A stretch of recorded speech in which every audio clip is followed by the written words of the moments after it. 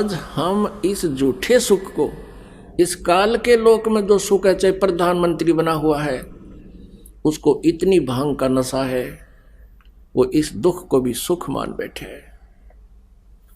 ये संसार समझदा नाही, कहंदा श्याम दोपहरे नू, गरीब दास ये वक्त जात है, रोवोगे इस पैरे नू। गरीब दास ये वक्त जात है, रोवोगे इस पैरे नू।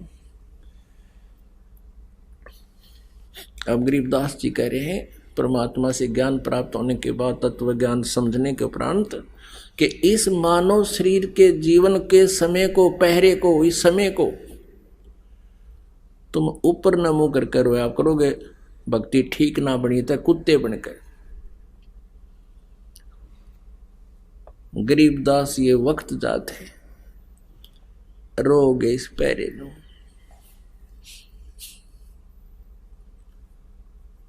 अब परमात्मा की महिमा को कैसे बताते हैं?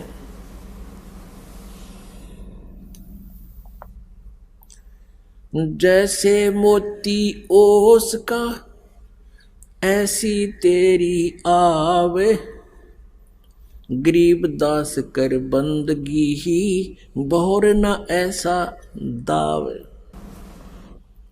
मनुष्य जीवन होय होय, पुण्यात्माओं, धन्य आपके माता पिता जिनसे जन्म हुआ। ये मनुष्य, ये समय, ये पीक टाइम, अब ये भक्ति का काल शुरू हो गया, भक्ति युग शुरू हो गया। और इस भक्ति के युग में आपका मनुष्य जन्म, मानव जन्म स्त्री या पुरुष का, ये ना जाने कई हजार युगों के बाद ये संयोग जुड़ा करते हैं, और इसमें भी चूक गए तो फिर कहते हैं गरीबदास ये वक्त जाते रोग इस पैरे नु। अब गरीबदास कर बंदगी बहुर नहीं ऐसा दाव, ये एक दाव लगा है, यानी कुछ समय का और समय, कुछ समय है ये आपके लिए, आपके पास सतयुग त्रेता द्वापर बीत गए, इस ज्ञान की किसी का छींट भी नहीं थी। और जिन महापुरुषों को परमात्मा मिले और उनको दर्शन करवाए, सतलोक सचखंड उस सनातन परम धाम में ले जा करके उनको गवाह बनाया अपना, उनकी फिर हमने मानी नहीं। उन महापुरुषों को भी हमने रिजेक्ट कर दिया कि ये झूठ बोलते हैं, इनको भगवान नहीं मिले, जिस कारण से हम काल के जाल में रह गए।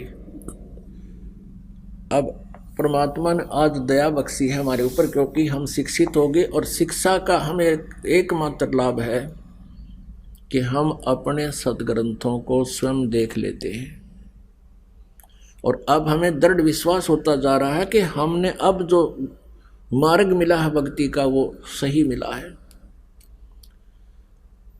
अब गरीबदास साहिब जी गांव छुडानी, जिला झज्जर, हरियाणा में जन्मे। जाट परिवार में, किसान परिवार में उनका जन्म था, धनखड़ गोत्र। जब वो 10 वर्ष के हो गए, उनके परिवार के, यानी वो उनके माता पिता बहुत पशु रखा करते थे, और 1400 एकड़ जमीन थी, बहुत बड़े रईस आदमी थे। स्वयं 10 वर्ष के थे, पाली गए हुए थे गवाले, और वहाँ पर और भी उनके सहयोगी गवाले यानी पाली थे, कुछ नौकर पाली भी थे।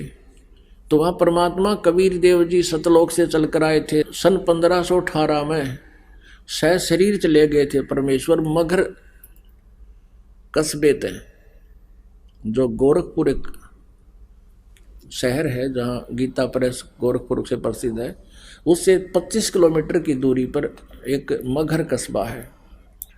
पहले वो बस्ती जिला था, अब वो कबीर नगर जिला उसका नाम रख दिया है। उस कबीर जिला क्षेत्र में एक मगर नाम का स्थान है, जहाँ पर बिजली खां पठान उस समय नवाब था। काशी शहर का, बनारस का राजा था वीरदेव सिंह बघेल। दोनों कबीर जी के शिष्य हो गए थे, उनकी महिमा और उनके गुणों से परिचित हो गए। उन दोनों के सामने और हजारों और उपस्थित लोगों के सामने, व्यक्तियों के सामने परमात्मा सशरीर चले गए थे ऊपर आकाश में। उनके पास बाद उनके शरीर नहीं मिला था, शरीर के स्थान पर सुगंधित फूल मिले थे, आधे आधे लेकर के, एक सदर हिंदुओं ने, एक मुसलमानों ने, आधे फूल मुसलमानों ने, आधे हिंदुओं ने। तो वहाँ अलग अलग यादगार बना रखी हैं, ये प्रमाणित करने के लिए यहाँ ऐसी घटना घटी थी। तो सन 1518 में वहाँ से जाने के उपरांत सन 1727 में सतलोक से चलकर सशरीर एक महात्मा, जिंदा महात्मा के रूप में गरीबदास जी को वहाँ मिले। फिर उनको सतलोक लेकर गए उनकी आत्मा को। उसके बाद गरीबदास जी को मृत जानकर 10 वर्ष के बालक को उनको फूकना यानी अंतिम संस्कार करने की तैयारी कर दी थी, चिता पे लटा दिया था, उनकी आत्मा को वापस छोड़ा। पूरे आंखों देखकर पूरे ब्रह्मांड की रचना को ब्रह्मा जी, विष्णु जी, शिव जी के लोक देखे, दुर्गा का लोक देखा, धर्मराय का लोक देखा, ब्रह्मलोक देखा, काल को देखा जिस ब्रह्म को निराकार बताते थे, और फिर सचखंड में उस परम अक्षर ब्रह्म को देखा। कबीर जी के दोनों रूप देखे। फिर वापस आकर के उन्होंने परमात्मा से प्राप्त उस ज्ञान को किस प्रकार बताया। मत दे दी है बालम याणे नू, मत दे दी है बालम याणे नू, मत दे दी है बालम याणे नू, मत दे दी है बालम याणे नू। गीता और भागवत पढ़े नहीं बूझे शब्द ठिकाने नू, गीता और भागवत पढ़े नहीं बूझे शब्द ठिकाने नू। मन मथुरा दिल द्वारका नगरी, अब क्या करे बरसाने नू, मत दे दी है बालम याणे नू, मत दे दी है बालम याणे नू, मत दे दी।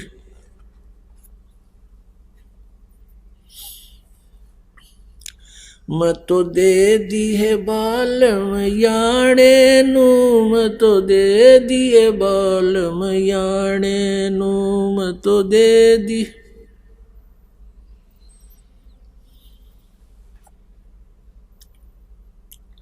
गीता और भागवत पढ़े नहीं बूझे शब्द ठिकाने नू, गीता और भागवत पढ़े नहीं बूझे शब्द ठिकाने नू।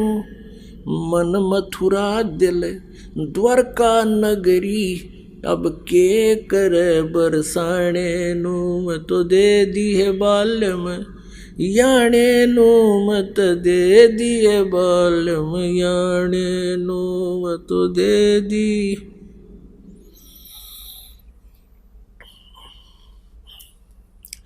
जब फुरमान धनी का आवे, कौन राखे घर जाने नू। जब फुरमान धनी का आवे, को राखे घर जाने नू। जा सतगुरु का शरणा लीजे, जो मेटे जम तलवाणे नू। जा सतगुरु का शरणा लीजे, जो मेटे जम तलवाणे नू। मत दे दी है बालम याणे नू, मत दे दी है बालम याणे नू, मत दे दी। उत्तर दक्षिण पूरब पश्चिम फिरदा दाणे दाणे नू। उत्तर दक्षिण पूरब पश्चिम फिरदा दाणे दाणे नू। सर्व कला सतगुरु साहेब की, हरि आए हरि आणे नू। सर्व कला सतगुरु साहेब की, हरि आए हरि आणे नू। मत दे दी है बालम याणे नू, मत दे दी है बालम याणे नू, मत दे दी बालम याणे नू। जम किंकर का राज कठिन है, नहीं छोड़े राजा राणे नू। जम किंकर का राज कठिन है, नहीं छोड़े राजा राणे नू। या दुनिया दा जीवन झूठा तुम भूल गए मर जाने नू। या दुनिया दा जीवन झूठा तुम भूल गए मर जाने नू। मत दे दिए बालम याने नू, मत दे दिए बालम याने नू। मत दे दिए बालम याने नू, मत दे दिए बालम याने नू। शील संतोष विवेक विचारो दूर करो जुल्माने नू। शील संतोष विवेक विचारो दूर करो जुल्माने नू। ज्ञान दाराछ ध्यान दी तुरिया कोई जाने पाण रसाने नू। तो दे दिए बालम याने नू, मत दे दिए बालम याने नू। महल कपट सतगुरु ने खोले अमी महारस खाने नू। महल कपट सतगुरु ने खोले अमी महारस खाने नू। गरीब दास सुन भंवर उड़ावे गगन मंडल रम जाने नू। मत दे दिए बालम याने नू, मत दे दिए बालम याने नू। अब इसमें कितनी गहरी ज्ञान दिया है परमात्मा के बारे में। अब क्या बताते हैं कि गीता और भागवत पढ़े न बुझ शब्द ठिकाने नू। अब इनके देखियो, आप समझदार हो गए हो, इस ज्ञान से परिचित हो गए हो पुण्यात्माओं। और आप जी ये आध्यात्मिक ज्ञान चर्चा का एक विषय चल रहा है इस साधना चैनल पर, ये भी आप देखते सुनते हो। अब श्री कृष्ण जी की पुजारी पूजा करते हैं जो संत, और संतों से फिर श्रद्धालु ग्रहण करते हैं ज्ञान को। अब उन आचार्यों को कहते हैं ये गीता जी के मर्मज्ञ गाता हैं, और नाम क्या देते हैं? हरे कृष्ण कृष्ण कृष्ण हरे हरे, हरे राम राधे श्याम राधे राधे श्याम मिला दे, राधे राधे श्याम मिला दे। या ओम नमः शिवाय, ओम भगवते वासुदेव नमः। अब गीता जी में कहीं नहीं लिखा कि नाम का जाप करो। फिर गीता जी के पढ़ने का लाभ क्या हुआ? गीता और भागवत पढ़े नहीं बुझे शब्द ठकाने नु।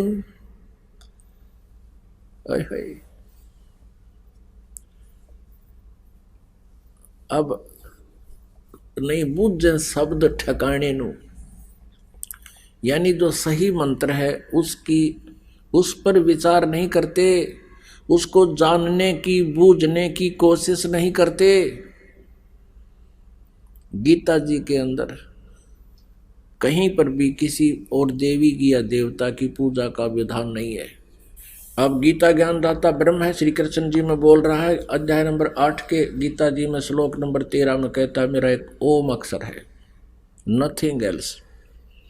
ओम इति एकाक्षरम ब्रह्म व्यवहारण माम अनुसमरण यह प्रयाति तदम देहम स याति ब्रह्माम गति। मुझ ब्रह्म का केवल एक ओम मंत्र है, एक अक्षर एक शब्द ओम है, नथिंग एल्स, और कुछ नहीं। ना हरे राम राधे श्याम राधे राधे श्याम राधे, ये मंत्र बिल्कुल नहीं। ये सारे शास्त्र विधि को त्याग का मनमाना आचरण है, जो गीता जी अध्याय नंबर 16 के श्लोक नंबर 23 के अनुसार व्यर्थ है। शास्त्र विधि को त्याग कर जो मनमाना आचरण करते हैं उनको ना गति होती है, ना सिद्धि प्राप्त होती है, ना कोई सुख होता है, अर्थात यूजलेस, व्यर्थ। पुण्यात्मा इस प्रकार सभी प्रेत बन गए। प्रेत बनने के बाद वो दुखी करने लगे, तो फिर इन्हीं गुरु लोगों ने, आचार्यों ने कहा कि इनके श्राद्ध निकाल दो, और वो भी अपने खाने का धंधा ढूंढ लिया।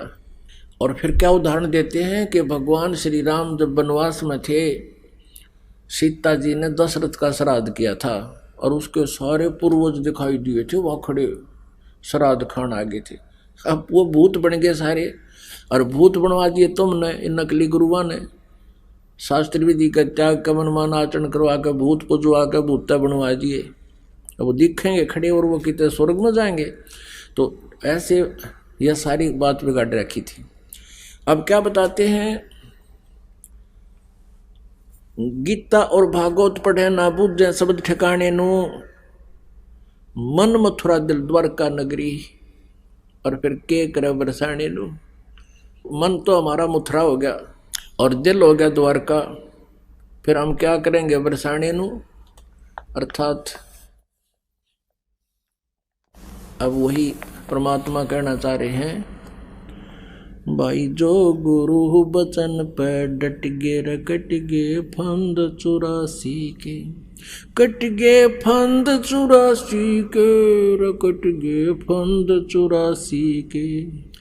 वस्तु मिली ठोड़ की ठोड़, मिट गई मन पापी की दौड़। वस्तु मिली ठोर की ठोर, मिट गई मन पापी की दौड़। भरम मिटे मथुरा काशी के, भरम मिटे मथुरा काशी के। भाई जो गुरु बचन पे डट गे रकट गे फंद 84 के। अब यहां वही परमात्मा कह रहे हैं कि मन मथुरा दिल द्वारका नगरी। अब हम क्या करेंगे बरसाने नु, हमें तो जो वस्तु मिलनी थी वो मिल गई और घर बैठे इसकी साधना हो जाएगी।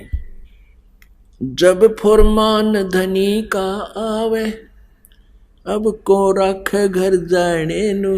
होय होय, कहते हैं जब यहाँ तुम्हारी आयु पूरी होगी, चाहे कोई 50 वर्ष का उसकी आयु पूरी होगी उस समय तो वो मरेगा, मृत्यु होगी। चाहे कोई 20 वर्ष का है, चाहे 30 वर्ष का, कोई 40 वर्ष का। अब क्या बताते हैं, जब फुरमान धनी का आया, को रखे घर जाने नु। और आगे तुरंत समाधान बता रहे हैं गरीबदास जी, जा सतगुरु का शरणा लीजे, जो मिटे जम तल बाणे नु। होय होय, कहते हैं ऐसे सतगुरु की शरण दे जो इस काल के तलबाने नु, यानी इसके सम्मन को कैंसल कर दे। वो कौन है? वो परम अक्षर ब्रह्म है, कबीर देव है, कबीर साहब है। अब पहले शब्द में आपने सुना था, ऊंची थलियां खेती बोए भूल रहे निज डेरे नु। अब यहां उसी का बताते हैं, उत्तर दक्षिण पूर्व पश्चिम, ये फिरदा दाने दाने नु। मांगते फिरे हैं, जोड़ी थाली की तक कटोरा ले लिया, संत होकर मांगते अंडे। और फिर क्या बताते हैं, सर्व कला सतगुरु साहेब की, हरि आए हरियाणे नु। ओए होए, कहते हैं भगवान तो हरियाणा में आए, हरि आए हरियाणे नु। भगवान आए हमारे पास। उस समय पुण्यात्मा सन 1727 में तो हरियाणा का नाम निशान भी नहीं था। और परमात्मा को ने पहले ये शब्द बोल दिए थे, गरीबदास साहिब को बता दिया था कि यह हरियाणा क्षेत्र होगा। तो तभी गरीबदास जी ने कहा था हरि आए हरियाणे नु। अब सन 1966 में लगभग 250 वर्ष के बाद वो वचन सिद्ध हुए, पंजाब का विभाजन हुआ, हरियाणा प्रांत अलग बना। अब ये वाणी आज हमारा फिट हो रही है कि हरि आए हरियाणे नु।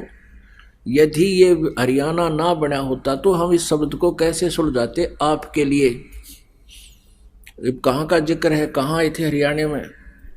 एक श्रद्धालु कह रहा था, जी जब हमने अब वाणी सुनी आप पहले, हमने सोचा श्री कृष्ण जी आए थे कुरुक्षेत्र में। फिर कुरुक्षेत्र में श्री कृष्ण आए थे तो क्या करवाया उन्होंने, वो कोई लाभ देना आए थे, सोच ले। वैसे तो श्री कृष्ण जी का रोल नहीं है महाभारत का युद्ध करवाने में, श्री कृष्ण का कोई रोल नहीं है। श्री कृष्ण जी के अंदर तो काल प्रवेश करके वो गीता वाला ज्ञान दिया और उसी ने युद्ध करवाया। श्री कृष्ण जी तो बहुत मना कर रहे थे, पहले भी शांति दूत बनकर गए थे, उनको मना रहे थे, नहीं माने थे। तुम्हारी दृष्टिकोण से यदि श्री कृष्ण जी वहाँ आए थे तो क्या करवाया, युद्ध करवाया, के भला कर दिया। अब परमात्मा आए थे हरियाणे नु। और ये अमृत वाणी तो तत्व ज्ञान गरीबदास जी के अंदर फीड कर दिया। उस ज्ञान से आज हमें परमात्मा की पहचान हुई। ये परमार्थ का काम कर गया भगवान। हरि आए हरियाणे नू, सर्व कला सतगुरु साहिब की हरि आए हरियाणे नू। अपनात्मा प्रसंग चला था आज। आगे गए ना बावड़े रहते भी सब जाही, बिन साहेब की बंदगी कहीं ठोड़ ठिकाना नाही। उसी के उपलक्ष्य में क्या बताते हैं, मन तू चल रे सुख के सागर, जहां शब्द सिंधु रत्नागर है। कोटि जन्म तन भर मत होगे, कुछ ना हाथ लगा रे। कुकर सुकर खरवया बोरे, कौआ हंस बुगारे। कोटि जन्म तू राजा की न्या, मिटी न मन की आशा। भिक्षुक ओके दर दर घूम लिया, मिला ना निर्गुण रासा। इंद्र कुबेर ईश की पदवी, ब्रह्मा वर्ण धर्म राया। विष्णुनाथ के पुर को जाके तू फिर भी उल्टा आया। असंग जन्म तन मर्त्या होगे, जीवित क्यों न मरे रे। द्वादश मध्य महल मठ बोरे, बहुर न दे धरे रे। दोजक भ्रष्ट सभी तैं देखे, राजपाट के रसिया। तीन लोक से तरपत नाही, ये मन भोगी खसिया। सतगुरु मिले तो इच्छा बेटे, पद मिल पदे समाना। चल हंसा उस लोक पठाऊं, जो आदि अमर अस्थाना। चार मुक्ति जहाँ चंपी करती, माया होरी दासी। दास गरीब अभय पद पर से, वो मिले राम अविनाशी। मन तू चल रे सुख के सागर। अब सुख सागर किसे कहते हैं, शंखों लहर मेहर की उपजे, कहर नहीं जा कोई।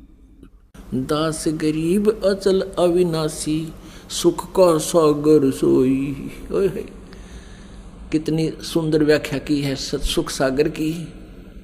गीता जी अध्याय नंबर 18 के श्लोक नंबर 62 में कहा कि अर्जुन तू सर्वभाव से उस परमेश्वर की शरण में जा, उसकी कृपा से तू परम शांति और सनातन परम धाम को प्राप्त होगा। गीता ज्ञानदाता किसी अन्य परमेश्वर की शरण में जाने को कह रहा है। उसकी शरण ग्रहण करने से, उसकी शरण कैसे ग्रहण होगी, गीता जी अध्याय नंबर 4 के श्लोक नंबर 34 में कहा कि तत्वदर्शी संतों से वो तत्व ज्ञान समझ, जो अध्याय नंबर 4 के श्लोक नंबर 32 में गीता जी में कहा कि उस सच्चिदानंद घन ब्रह्म की वाणी में, उसके मुखारविंद से उच्चारित वाणी कबीर वाणी में लिखा हुआ है।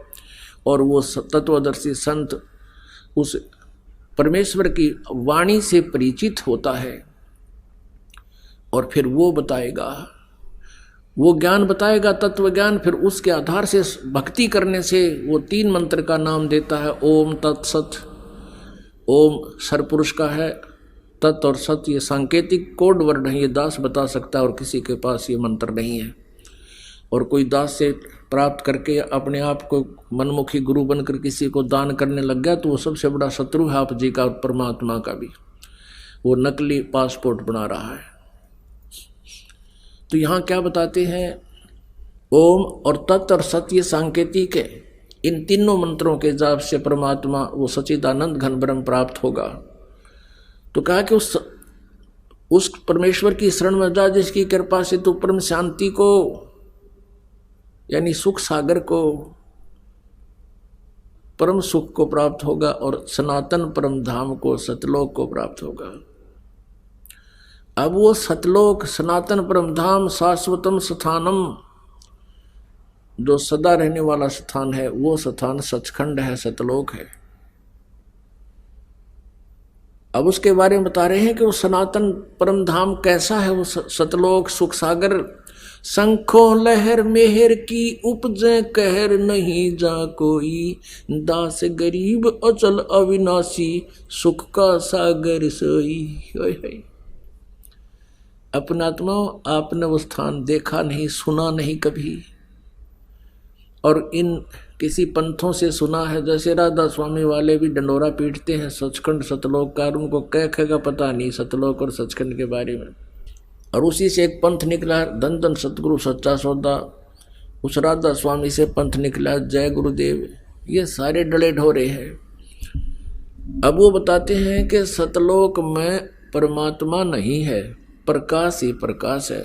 और यहाँ से जो मुक्त होगी आत्मा, उनकी साधना के द्वारा 5 नामों से, पहले तो वो 5 नाम हैं काल के मुक्त की, तो उसमें सोचना भी नहीं चाहिए।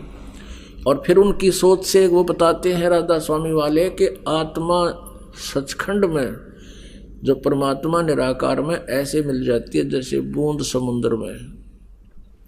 अब बूंद समुद्र में मिलने का तात्पर्य है कि आदमी आत्मा जीव वहाँ गया, डूब कर मरने वाली बात होगी वो तो। अब आपको कोई कहे कि चलो समुद्र में आपको राम तो मिला दें, समुद्र में जल ही जल है और वहाँ कैसे प्राप्ति होगी कि उसमें डूब कर मर जाए, उसके अंदर गिर जाए, ले भगवान में लीन हो गया। ये थोड़ी हम की, वहाँ कुछ नहीं है, वहाँ सब कुछ है, वहाँ कोई दुख नहीं है। शंखों लहर मेहर की उपजे और कहर नहीं जा कोई। अपनात्मा दास के साथ बहुत बार ऐसी होती है, होता रहा है, पहले भी होता था। ये इस मार्ग पर लगने से पहले भी होता था। कई बार एकांत में बैठे हों, एकदम अंदर से एक ऐसी हिलोर उठती है, एकदम ना कोई बुरा लगता है, चाहे हमारे शत्रु भी है वो भी, उसके प्रति भी कोई मन में द्वेष नहीं आता, कोशिश करने से भी नहीं आता। और वो रहती है थोड़ी सी देर के लिए, उसके बाद वो चली जाने के बाद फिर वही उसको न्यू कर देंगे, उसने ऐसा कैसा कर दिया, 100 प्रकार की टेंशन दिमाग में आकर घर कर लेती है। वो मेहर की लहर तो चली गई, अब कहर की लहर आ गई। तो परमात्मा कहते हैं ऐसी लहर उस सतलोक में, वो सुख सागर है, शंखों लहर मेहर की उपजे और कहर नहीं जा कोई। यहाँ पर कहर की लहर है, उसने ऐसा कर दिया, उसने ऐसा कर दिया है। कोई और भी सारा पारिवारिक चिंताएं होती हैं, कोई शारीरिक चिंताएं हैं, सारा दिन कोई ना कोई कांटा सा चुभाई रहता है, वहाँ कोई दुख नहीं। सदाबहार वृक्ष है, सदाबहार काजू किस्मत सेब संतरे, और कोई रोग दोष नहीं, क्योंकि वहाँ पर शरीर ही ऐसा बनता है जो कभी वृद्ध नहीं होता।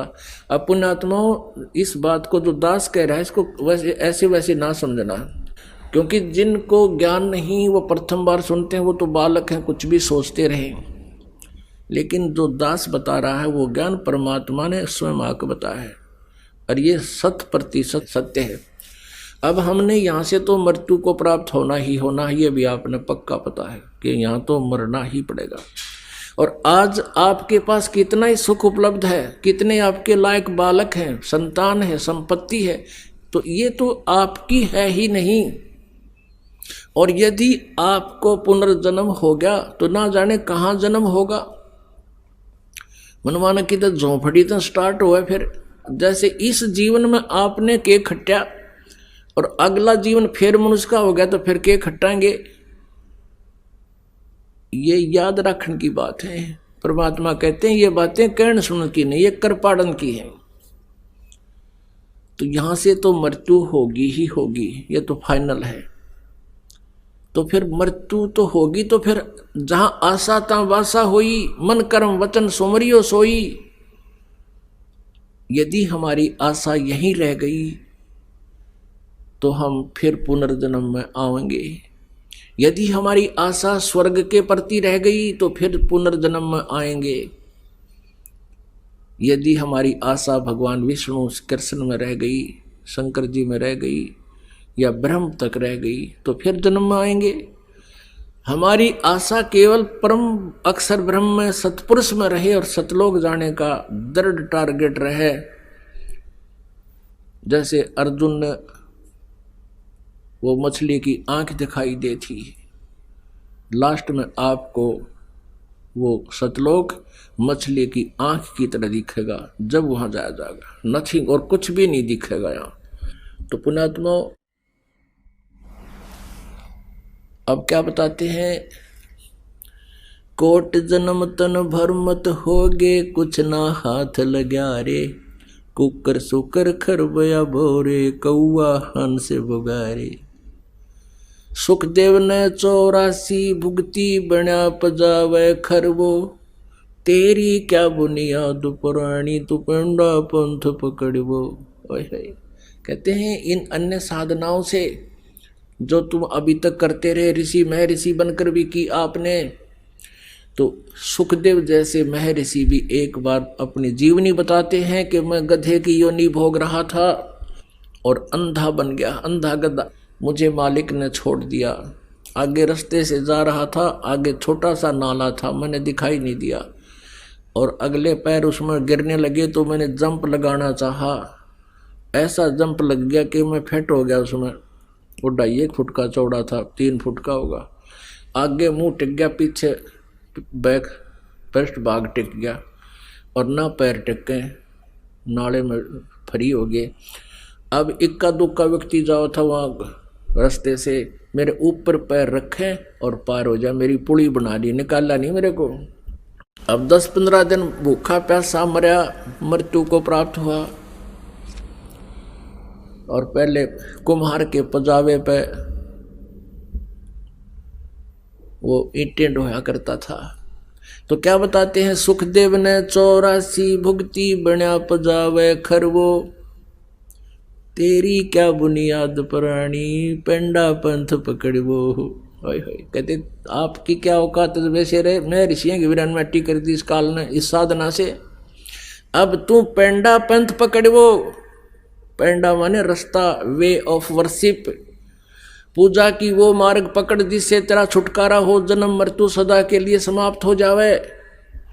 अन्यथा कोट जन्म तन भर मत होगे, कुछ ना हाथ लग्या रे, कुकर सुकर, कुत्ता गधा, सुअर खर गधा और कौआ हंस बुगारे। कोटि जन्म तू राजा की, ना मिटी न मन की आशा, भिक्षुक ओके दर दर घूम लिया, मिला न निर्गुण रासा।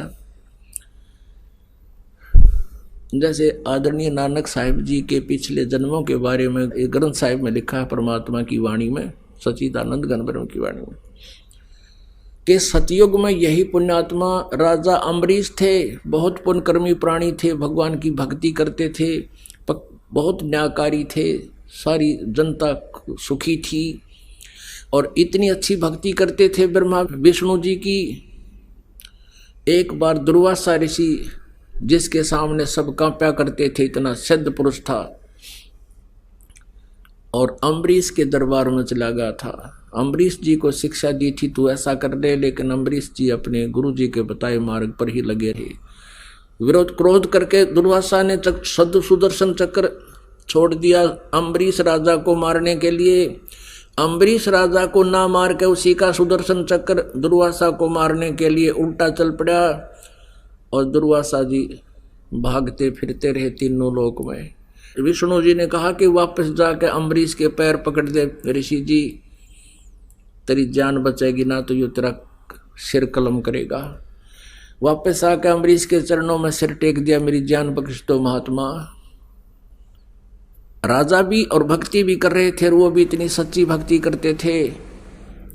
उसके उपरांत वही पुण्यात्मा त्रेता युग में राजा जनक के रूप में जन्मे, जो सीता जी के मुंह बोले पिता कहलाए, और राजा जनक से सुखदेव ऋषि ने उपदेश लिया था।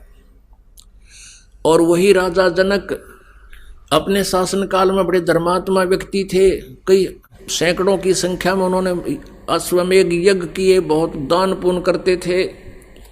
अब जब राजा जनक का शरीर पूरा हुआ, विमान में बैठकर गए उस पुण्य के कारण। अब काल का जाल समझना पड़ेगा पुण्यात्माओं, ये तत्व ज्ञान है, अपने हर तरह से सावधान रहना पड़ेगा। राजा जनक विमान में जा रहे थे, एक नरक के साथ से वो गुजर रहे थे। नरक में 12 करोड़ आत्माएं हाहाकार मचा रही थी, बुरा हाल था उनका। राजा जनक ने उन पार्षदों से कहा, भगवान के नौकरों से, सेवकों से कहा कि विमान रोक दो। विमान रोक दिया।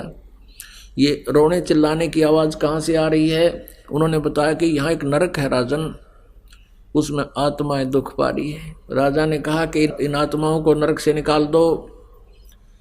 अब पार्षदों ने कहा कि राजन, यहाँ आपकी नहीं चलती, यहाँ तो धर्मराज की चलती है। अब उसने कहा कि भी या तो इनको छोड़ दो। उसको कहा धर्मराज से मेरी बात कराओ।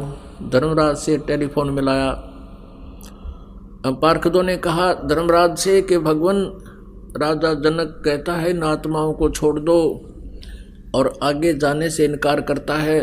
धर्मराज वहाँ पर आ गया और कहा राजन आप चलिए, इनको रहने दो, ये अपने कर्म भोगेंगे। तो वो दयालु आत्मा थे, कहने लगा नहीं, या तो मुझे भी इसी में डाल दो या इन 12 करोड़ को छोड़ दो। तब धर्मराज ने कहा कि इसका एक विकल्प है, आप अपने आधे पुण्य दे दो जिस कारण से हम इनको निकाल देंगे। तो राजा जनक ने आधे से आधे पुण्य दे दिए।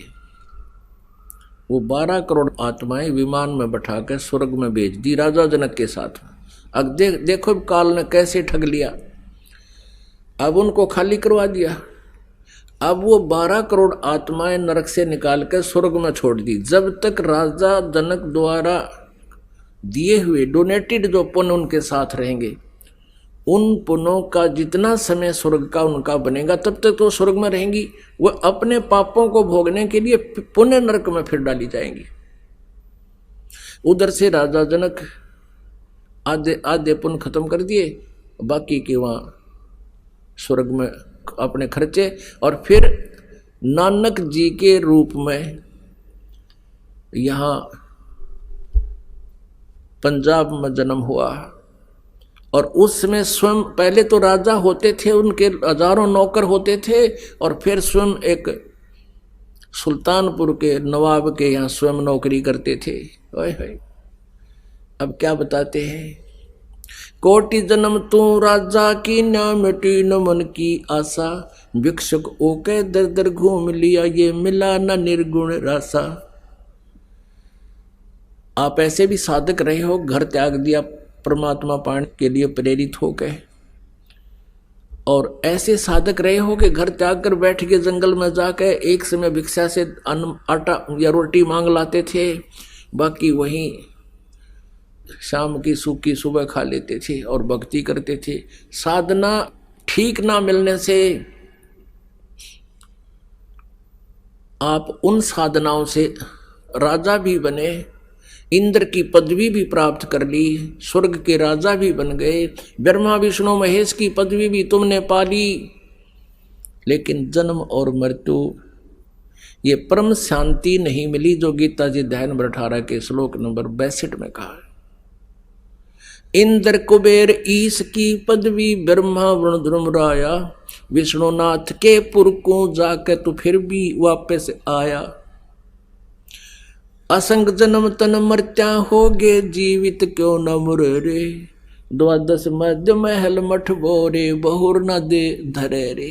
ओए होए, अपनात्मा हमारी तो इतनी बुद्धि कंडम होली, गांव का सरपंच बन जा तो नो सोचा पता नहीं के बन गया, क्योंकि सैकड़ों आदमी सरपंच साहब कहने वाले हो गए। और फिर उसकी सोच ये होती है कि मान लीजिए मैं अगर वो चेयरमैन बन जाता है ब्लॉक का तो फिर कौन है कि, और एमएलए बन जाए तो बस पूछो मत, और मंत्री की पद पा जाए तो धरती तोल दे, और मुख्यमंत्री बन जाए तो पता नहीं नो सोचा के बन गया। परमात्मा कहते हैं ये तो कुछ भी को ना, यहाँ के ये छोटे मोटे जो तुम राज समझते हो, आप तो इंद्र भी बने हो और ब्रह्मा विष्णु महेश की पदवी भी तुमने पाई है। और फिर भिखारी जो के तुम, एक बार मार्कंडे ऋषि तप कर रहे थे बंगाल की खाड़ी में।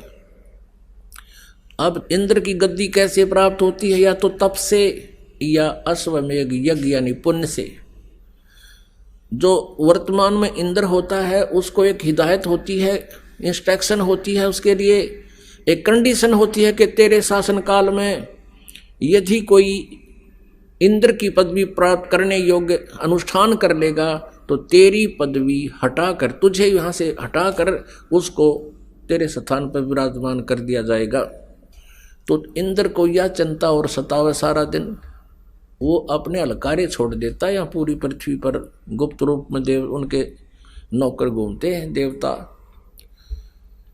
तो एक बार पता लगा कि बंगाल की खाड़ी में एक मार्कंडे नाम के ऋषि बहुत दिनों से साधना कर रहे हैं। वो तप खंड करवाने के लिए, उसके अनुष्ठान बिगड़वाने के लिए वो क्या करता है, उसको पता लग जाता है, वो अपनी वहाँ से औरतों को भेज देता है, अप्सराओं को भेज देता है। अब उसको पता था कि मार्कंडे जो है ना एक छोटा मोटा ऋषि नहीं है, उसके लिए उसने अपनी पत्नी ही भेज दी। ओ तेरा गजब, युवराज की इसी बूंदी बीमारी हो है। अब उसने उर्वशी भेजी, मार्कंडे ऋषि के सामने खड़ी होकर के वह डांस करने लगी। अब डांस करते करते उसने अपना कमर का नाड़ा तोड़ दिया, निवस्त्र होगी। मार्कंडे ऋषि ने कहा, हे बेटी, हे बहन, हे माई, आप यहाँ किस उद्देश्य से आई? ऐसी भाषा को सुनकर वो शर्मिंदा हो गई, वस्त्र पहनकर कहने लगी, मार्कंडे गोसाई, इस जंगल में, इस वन में जितने भी साधक थे वो तो मेरे को देखते ही डामाडोल हो गए, उनका सभी का तप खंड हो गया। आपकी समाधि ना जाने कहाँ थी, आप नहीं डामाडोल हुए। तो मार्कंडे गोसाई ऋषि ने कहा कि मेरी समाधि जहाँ थी, यानी मैं ब्रह्मलोक में सांग देख रहा था, ब्रह्मलोक में। अब पुण्यात्मा उस तत्व ज्ञान की रोशनी में आपको पता चलेगा हम कहाँ खड़े थे। अब जैसे कोई व्यक्ति कहता है मैं बैठ कर साधना करना चाहता हूँ, और कुछ ऋषि महर्षियों का प्रमाण भी देखते हैं, 1000 वर्ष बैठा रहा, 100 वर्ष बैठा रहा। वो कैसे डरे डोया करते कि हमारे शरीर में चैनल लगे हुए, ये कमल है हमारे बैकबोन के अंदर की तरफ, मूल कमल, स्वाद कमल, नाभि कमल, हृदय कमल, कंठ कमल, त्रिकुटी कमल और सहस्रार कमल। ये चैनल समझ लो, ये शरीर एक टीवी समझो। अब जो भी चैनल आपने ऑन कर लिया उसमें चल रहा कार्यक्रम आप देख रहे हो।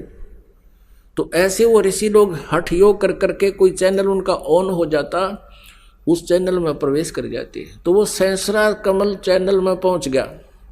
मार्कंडे ऋषि ब्रह्मलोक में, यानी चैनल ऑन हो गया उसका, और ब्रह्मलोक में सांग देखा था।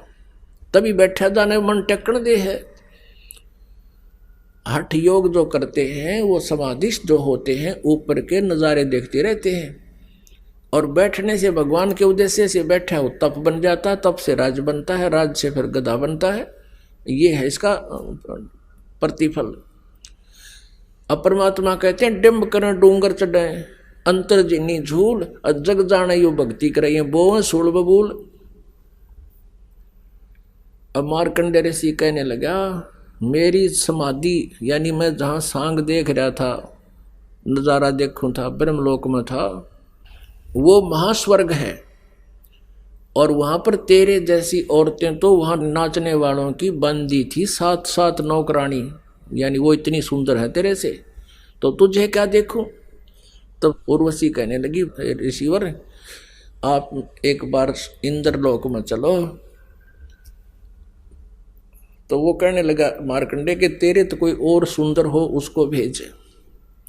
तब उसने बताया उर्वशी ने कि इंद्र की पटरानी यानी सबसे सुंदर औरत मैं ही हूं इंद्रलोक में, स्वर्ग में। तो मार्कंडे ने पूछा कि जब इंद्र मरेगा, जब तू किसने करेगी? अब वो उर्वशी बोली, मैं 14 इंद्र वरूंगी। अब कैसे है पुण्यात्मा, देखो कितनी अच्छी पुण्यात्मा है वो। इंद्र की पटरानी कहती है कि उस पुण्यात्मा ने कभी मानुष जीवन में इतने पुण्य किए कि वो कंटिन्यूस पटरानी पद पर बनी रहेगी स्वर्ग के राजगद्दी पर, और इंद्र मरते रहेंगे। इंद्र का शासन काल 72 चौकड़ी युग होता है, चतुर्युग। एक चतुर्युग कैसा बनता है? सतयुग, त्रेता, द्वापर, कलयुग। ऐसे 72 चतुर्युग बीत जाएंगे, वर्तमान इंद्र की मृत्यु हो जाएगी, शासन रहित हो जाएगा, वो गधे की योनि में जाएगा। और ब्रह्मा के एक दिन में 14 इंद्र अपना शासन काल पूरा कर जाते हैं। तो यहां उर्वशी कह रही है कि मैं 14 इंद्र वरूंगी। तो मार्कंडेय ने पूछा कि वो 14 भी मरेंगे जब क्या करेगी? उर्वशी ने कहा मैं तो गधी बनूंगी और जितने इंद्र मैं वरूंगी वो सब गधे बनेंगे। अब मार्कंडेय कहने लगा फिर मुझे इसे गंदे लोग के लिए क्यों ले जावे थी?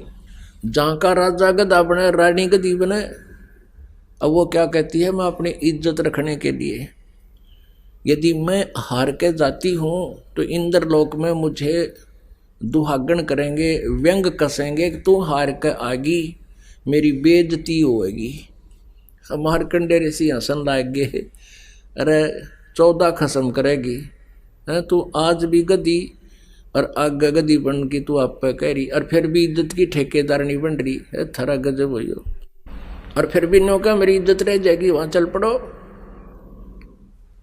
अब पुण्यात्माओं इतने में उर्वशी तो चली गई, इंद्र आ गया। इंद्र ने कहा कि बंद निवाज इंद्र की गद्दी प्राप्त करो, तुम जीते हम हारे। मार्कंडेय ऋषि ने कहा कि रे इंद्र तू क्या कह रहा है, मेरे लिए तो तेरा इंद्र का राज काग की बीट के समान है। पुण्यात्माओं ये ऋषि महर्षि ब्रह्मलोक से ऊपर नहीं जानते थे, और ब्रह्मलोक में गया हुआ प्राणी जो ओम नाम का जाप और ऐसे साधनाएं करता है वो एक महाकल्प तक वहाँ स्वर्ग में रह जाता है, फिर भी मृत्यु होती है, क्योंकि ब्रह्मलोक पर्यंत भी ये जन्म मृत्यु में आते हैं।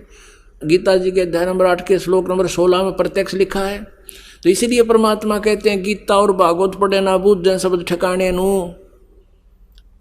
अब मार्कंडेय ऋषि ने ब्रह्मलोक सुप्रीम मान रखा था, इंद्र को सलाह देता है कि चल तू छोड़ दे इस इंद्र के राज्य को, तू गधा बनेगा, चल तुझे ब्रह्मलोक की साधना बता देता हूं। अब इंद्र कहता है कि महाराज ईब तमन मौज मारन दो, फिर देखांगे। अब ताकल मारी जा रही सबकी झूठे सुख में। अब गधा बने पाचे फिर क्या देखेगा, फिर तो कुम्हार देखेगा कितना वजन रखना, रकड़ पे मारेगा लठ तेरे कमर पे। तो क्या बताते हैं, इंद्र कुबेर ईश की पदवी, ब्रह्मा वरुण धर्मराया, विष्णुनाथ के पुर को जाके तू फिर भी वापस आया।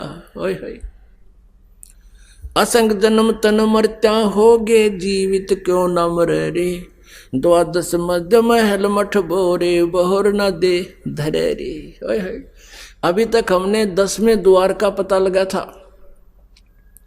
10वां द्वार कहा करते थे। अब बता परमेश्वर ने कि वो तो 12वें द्वार में जाकर ठीक ठिकाना है और कहीं ठोर ठिकाना ना। जैसे 21 ब्रह्मांड को पार करते हैं, परब्रह्म यानी अक्षर पुरुष के लोक में प्रवेश करते हैं, वो 11वां द्वार है। और 10वां द्वार है एक ब्रह्मांड के अंदर से इस ब्रह्मांड को पार करते हैं, वो 10वां द्वार है। और इस ब्रह्मांड के बाद फिर 21 ब्रह्मांड हैं ये कुल मिला करके। इस अक्षर पुरुष के लोकों को पार करके फिर आगे सतलोक में प्रवेश करते हैं, जो भंवर गुफा है वो लास्ट वाली, वो 12वां द्वार है। यहाँ कहते हैं असंग जन्म तन मरत्या होगे, और जीवित क्यों ना मरे रे। जैसे आज प्रसंग आया था कि सत्संग में आन की इच्छा बनी नहीं, और फिर वहाँ भैंस खरीदता फिरे गया, 7 दिन वहाँ डोलिए डले और कुछ काम आया ना। तो इसी प्रकार जब सत्संग में आने से मन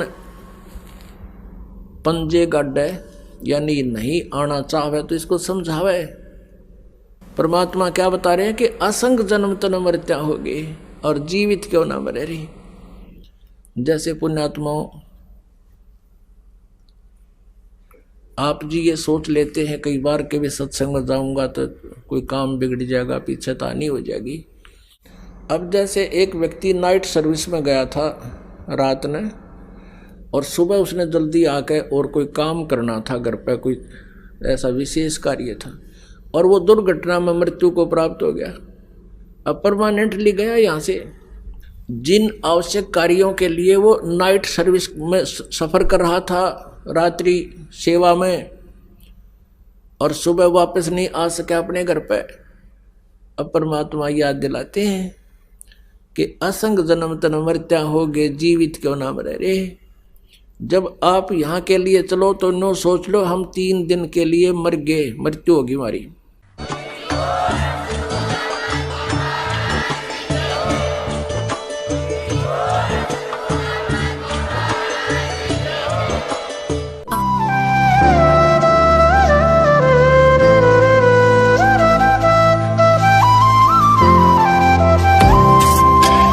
सत सोही।